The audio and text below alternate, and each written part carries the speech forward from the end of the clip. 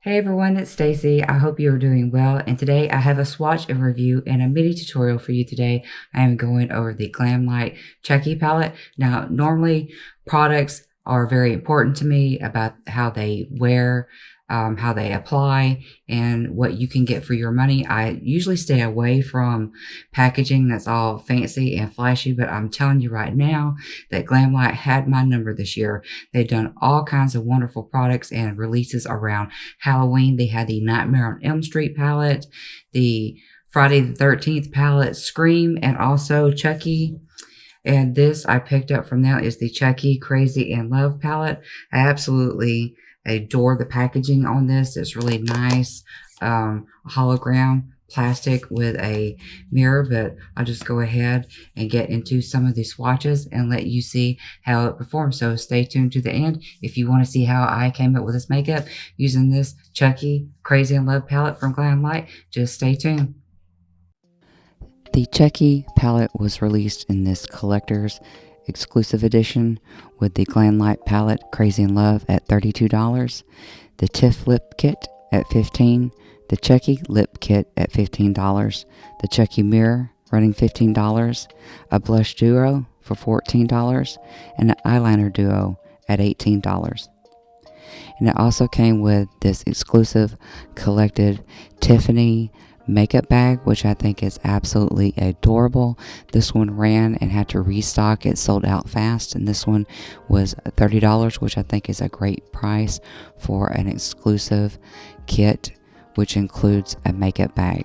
And it's currently available on their website, so do check that out, their Black Friday sales.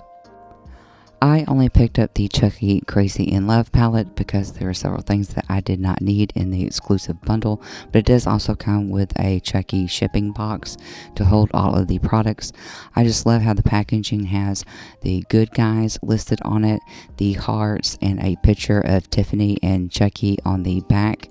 Now these have ingredients that you might want to check it because it runs on the plum reddish side.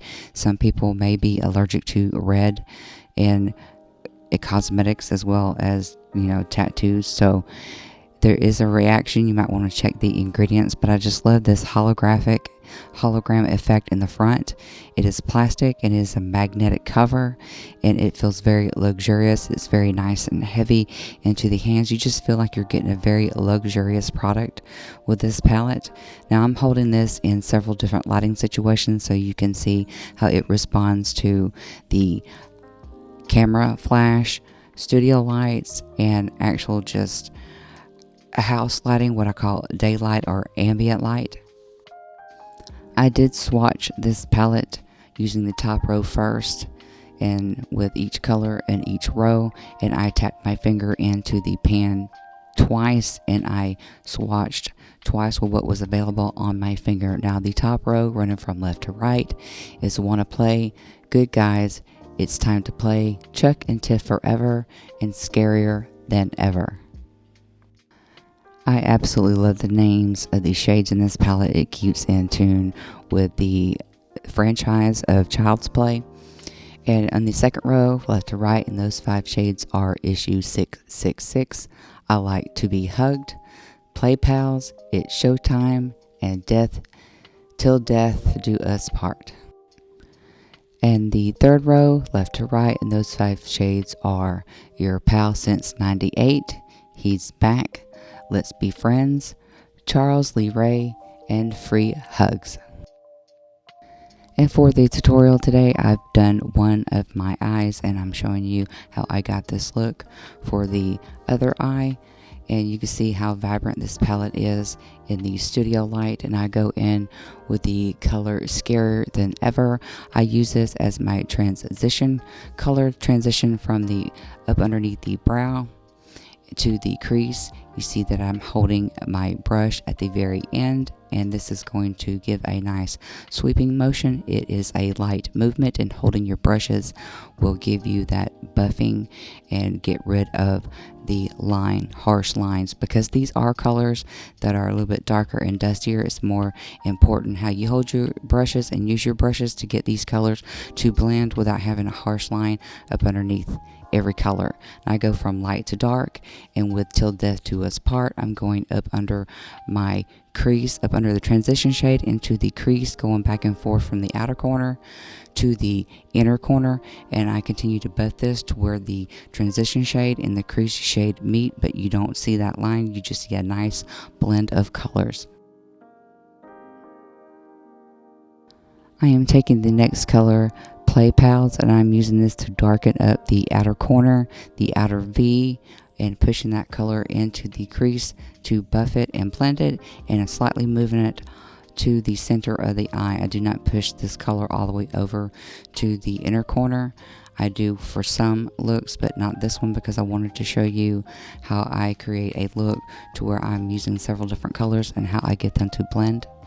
Now going in with the I Like to Be Hugged color, I'm going to take a smaller brush and I'm going to deepen up just the outer V.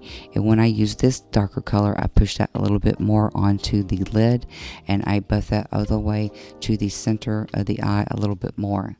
Now going in with the Chucky and Tiff Forever, I'm using this on my lid color.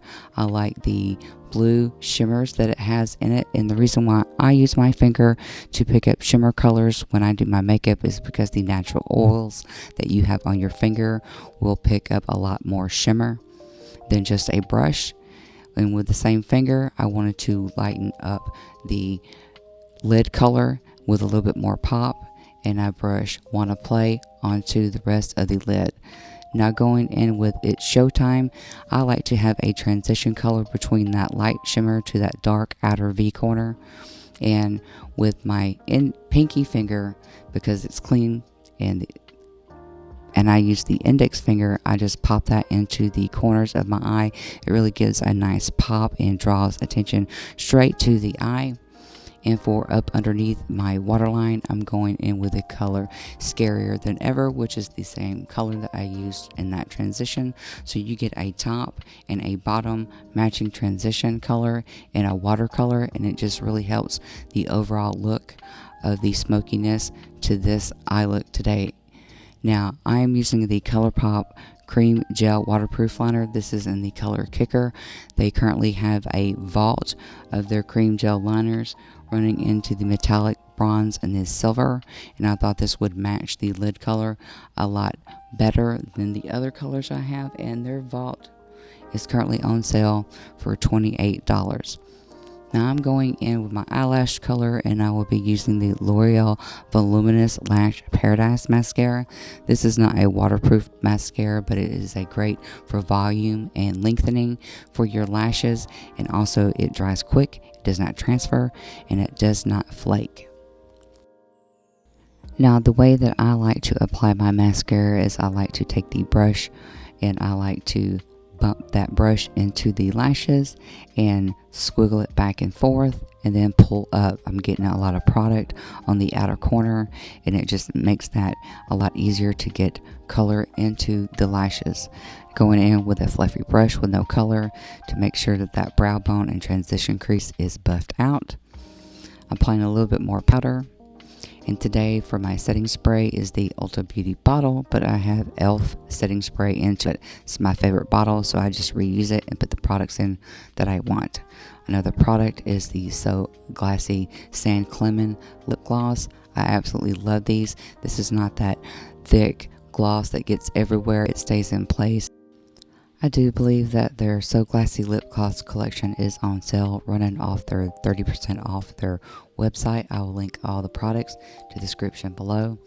And I'm sorry that my camera died on me, so here are the final looks of the eyeshadows that I used today.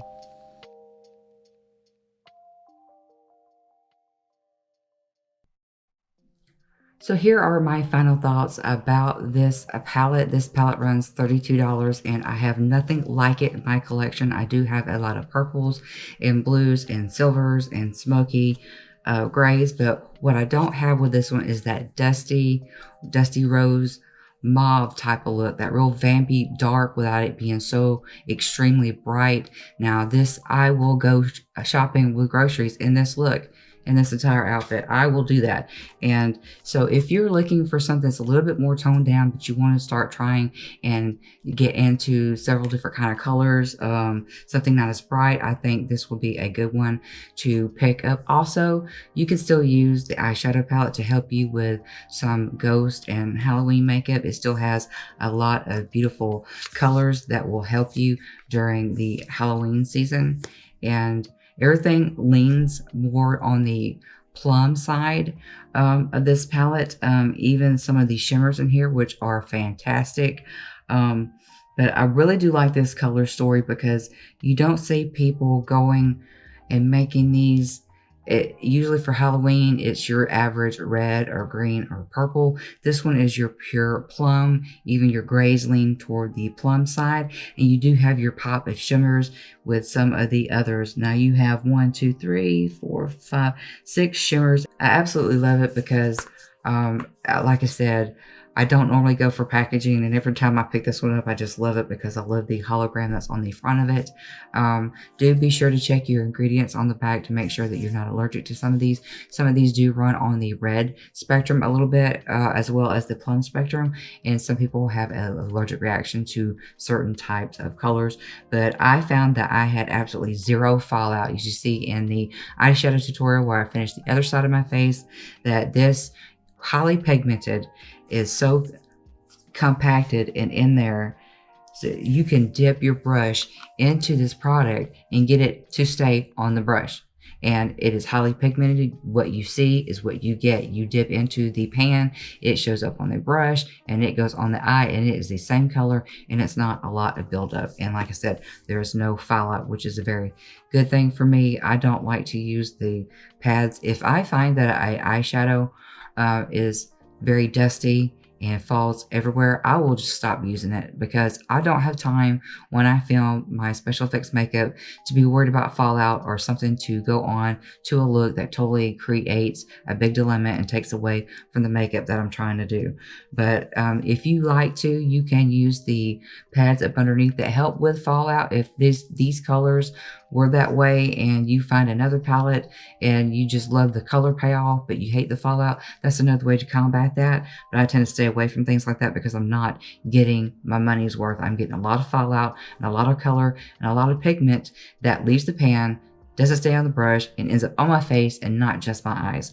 So this is the Glamlite Chucky Crazy in Love palette, and I hope you enjoyed this review, and I will see you next time. Thanks for hanging out. Bye.